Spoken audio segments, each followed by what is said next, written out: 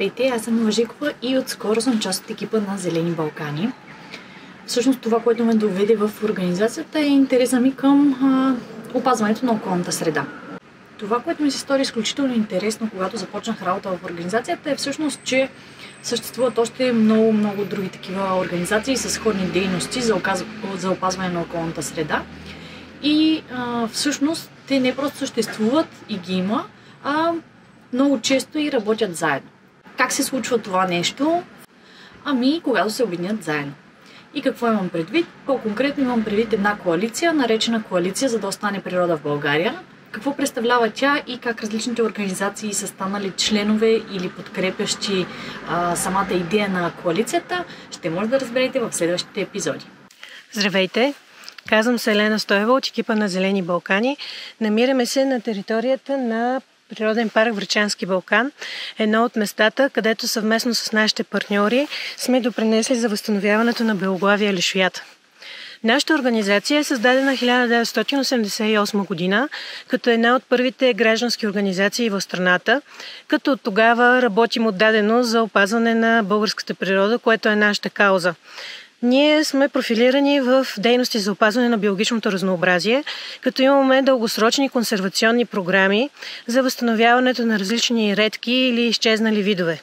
Сред най-големите ни успехи мога да посоча възстановяването на няколко изчезнали от страната видове, които са от висок консервационен статус. Сред тях са черния лешояд, белошипата ветрушка и ловния сокол, както и съвместно с нашите партньори възстановяването на белоглавия лешояд в Стара планина и в Кресненския пролом. Смеем да се похвалим, че имаме съществен принос за изграждане на националната екологична мрежа, чрез обявяването на редица защитени територии, разработването на планове за управление, както и голяма заслуга за изграждане на европейската екологична мрежа Натура 2000 в България и въобще извоюването на тази мрежа да има обхвата, който по-настоящем има в страната. През годините сме се сблъскали с много трудности, с много интереси, но сме успели да съхраним своята същност, да останем аполитични и да работим отдадено и целенасочено конкретно за нашите цели, а именно опазване и възстановяване на биоразнообразието. Работим също така за принципни ценности, които смятаме за изключително важни, като например дарителството и доброволчеството. И като цяло смятаме, че тези ценности, както и ценностите на демокрацията, са нещо, което следва да се отстоява всеки ден. Успехите сме постигнали, разбира се, не сами, а с подкрепата на хиляди български граждани, както и на стотици донори и съмишленици, както от България, така и от други страни, които са ни помогнали да допринесем по този начин за опазване на българската природа. За коалиция, за да остане природа в България, мога да кажа, че ние сме едни от инициаторите и създателите на тази коалиция преди повече от 15 години, като тя включва едни от най-авторитетните и отговорни граждански природозащитни организации в страната, но също така и неформални граждански групи, които възникнаха спонтанно по различни казуси, като например застрояването на националния парк Пирин, на национален парк Рила, Иракли, Черноморието и така нататък.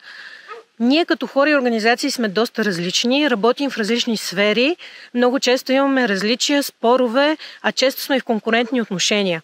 Но това, което ни обединява, е общия ни интерес от опазване на българската природа и всъщност ние разбрахме, че интересите от унищожаването на най-ценните природни места в частна полза са твърде големи и трудно може да им се противодейства, ако ние не сме обединили своите усилия. И по тази причина ние създадохме тази неформална коалиция, като призовахме всички български граждани, които милеят за опазването на тези ценни природни места, да се присъединят към нас, като през годините успяхме да постигнем много успехи, като допринесахме за важни промени в законодателството, от друга страна пък предотвратихме други, които щяха да бъдат в ущърб на природата.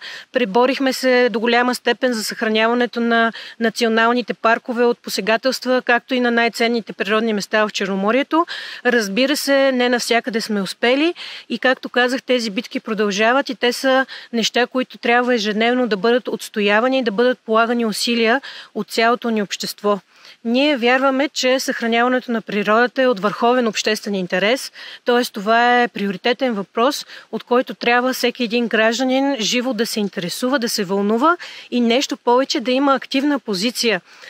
Много често в България хората не вярват, че могат да променят нещата, чувстват се жертва на обстоятелствата, но ние не смятаме така и вярваме, че всяко едно наше действие, а също и всяко едно наше бездействие има своето следствие и абсолютно успехите ни до момента потвърждават това и призоваваме наистина всички хора, които не просто милеят за природата, които обичат България, които искат да живеят тук, които искат децата им да живеят тук, наистина заедно да допринесем за съхраняване на природните ресурси и въобще на най-ценните природни места в България, защото те са ни необходими.